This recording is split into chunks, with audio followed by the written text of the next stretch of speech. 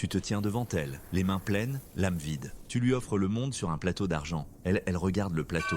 Chaque cadeau, chaque service, chaque sacrifice est une brique de plus à la forteresse que tu bâtis autour d'elle. Tu pensais construire un sanctuaire, tu as seulement construit une cage dorée. Et le pire, c'est que la clé est sur la porte. Elle ne veut juste pas la tourner. Tu t'agites, tu cherches l'erreur dans ton équation. Plus d'efforts, plus de cadeaux, plus de toi? Non, le problème n'est pas la quantité.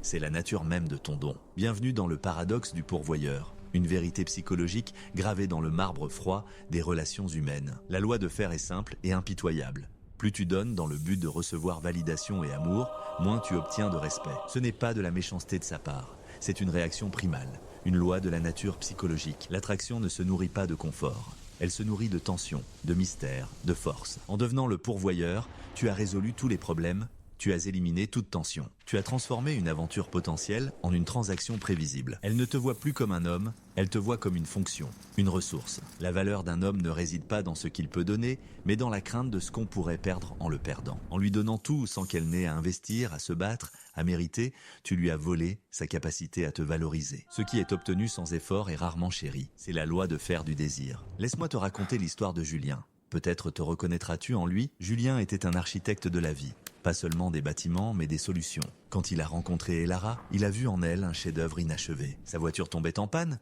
il lui en achetait une nouvelle. Son loyer était un souci, il devenait une simple ligne sur son relevé bancaire. Chaque problème était un dragon, et il était le chevalier. Au début, c'était la gratitude, des yeux qui brillent, la reconnaissance d'un sauveur. Mais les sauvetages quotidiens perdent leur magie. Ils deviennent une attente. Le chevalier est devenu le majordome, le sauveur, le technicien de surface de sa vie. Julien sentait le changement, le froid subtil, le respect qui s'évapore comme une brume matinale. Sa réponse? La réponse du pourvoyeur. Doubler la mise. Un restaurant plus cher, un voyage plus exotique, un cadeau si lourd qu'il pouvait à peine le porter. Il ne faisait que creuser sa propre tombe avec une pelle en or. Et puis, un jour, un autre homme est entré en scène. Il n'avait rien. Pas d'argent, pas de plan, pas de solution. Il n'offrait pas le confort. Il offrait le chaos, une étincelle de danger dans ses yeux. Il ne lui demandait pas ce qu'elle voulait, il lui montrait ce qu'elle avait oublié de désirer. Elara a quitté la cage dorée, non pas pour un meilleur château, mais pour la forêt sauvage. Julien est resté seul, entouré de tout ce qu'il pensait qu'une femme pouvait vouloir. Il n'a pas compris,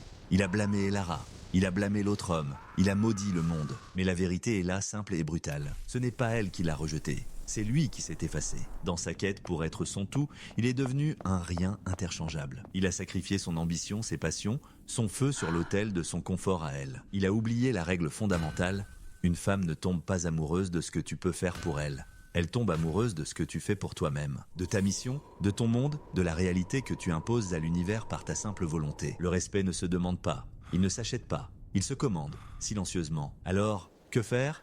Devenir un monstre égoïste? Ne plus jamais rien donner? Non.